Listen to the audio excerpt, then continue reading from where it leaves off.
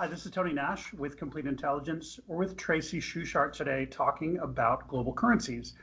Tracy, last week you tweeted out a chart looking at the performance of global currencies versus the US dollar since the advent of coronavirus. And it looks like, there's the dollar is pretty strong. Can you talk a little bit about that and kind of why that's happening? I mean, yes, the dollar is strong. Basically, everything's sold off against the dollar, except for the yen. And I think it's sort of a flight to safety. Mm. USD is strong. It's a reserve currency. And, when you start to see CNH, kind of rise above that 7 level, USD Mm. CNH, right? It definitely gives a boost to US dollar. And so China was really trying to suppress that. They kept trying to fix it below that 7 level, but by the end of the day, it was back up again over 7. And concurrently, you saw a rise in USD, and that kind of filtered over through most currencies. Right. So when we look at like the euro, we're also seeing the euro sell off a bit. Why is that? Does that have to do with coronavirus, or is that just weakness in the euro? Or is that ECB intervention, or obviously a mix of these things? Like, what do you see as the biggest factor there?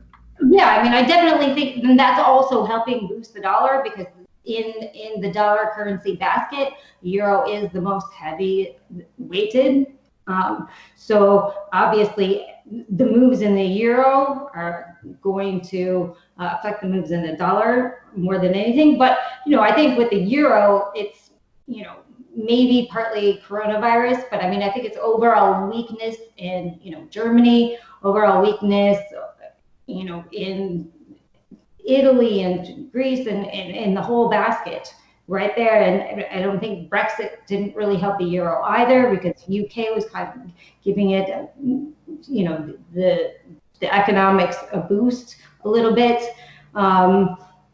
So, I think it's plus the ECB, like you mentioned. So I think that it's a combination of a lot of things with the euro right now, not necessarily the coronavirus, although that does factor in because of supply chains and things like that. You have you have dollar, very big that factors in as far as Right. manufacturing is concerned. So does all of this spell the death of the US dollar? Like all of these food contracts that are written in Chinese yuan, all of this stuff.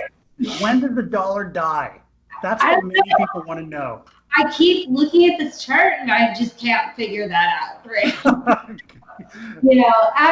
Everybody even knows that I've, been saying that, the USD, I'm a USD bull. It doesn't matter how many cuts we have, how many, what the Fed does at this point, even with QE, right? You have this not QE, we have all this repo, and still the dollar is, the dollar is edging higher. It's just strong. It doesn't matter what the Fed does to it at this point.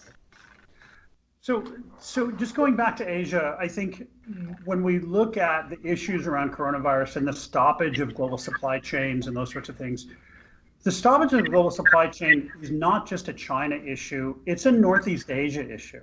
Right. So when we look at the Japanese yen, we see strength there, but Japan is almost as hurt by this in terms of global supply chains as China is, right? Why are we seeing strength in the yen? I think it's just probably has more to do with the carry trade, Mhm. and how people are hedging their currency positions, right? And it's also tied to equities. So you're seeing strength in equities. So we're seeing strength in the yen. Okay. And so does this spell a doomsday scenario for the CNY? Do we see the CNY over the next couple of months break 8 or 10 or worse? Do you think that's feasible? I mean, I think it's so hard to kind of determine really where everything's at with this coronavirus. Yes, if things continue on this trend and we don't hit a peak sometime soon, then yes, I think that's possibly we could see eights, right? Mm-hmm. We could see higher than that. But right now, we're kind of in that zone that we really don't know exactly when the peak is, when it's not, so, over 7, definitely likely. Okay. So, and you just said we don't know. So this is kind of the last question to wrap this up. When will we know that we know, right? How long do we live in this area of uncertainty? Because, it looks like, as you mentioned before, some of these trades are happening almost too smoothly. So can you talk a little bit about some of these trades happening almost too smoothly? Does that imply a tentativeness? And then also, if you can kind of help us understand, when do you know that this thing is either really bad or that it's getting better? Well, how do you know is kind of the $1,000,000 question. But as far as if you're looking at currency moves, all of these moves have been really measured moves on a daily basis. If you're looking at, if you look at a DXY chart, I mean, we've been moving 200 pips higher a day, basically for, over a week and a half now. That's almost too measured, right? So to me, it seems like either somebody's changing their overall portfolio with a big institutional player or something like that. They're getting uneasy and something's shifting in the currency markets. The currency markets are kind of telling us that, and by a measured move. And when do we know it's over? That's the $1,000,000 question. I mean, I don't think we're going to know. I mean, there's so many statistics out of China. Do we know, are the numbers real? Are they not?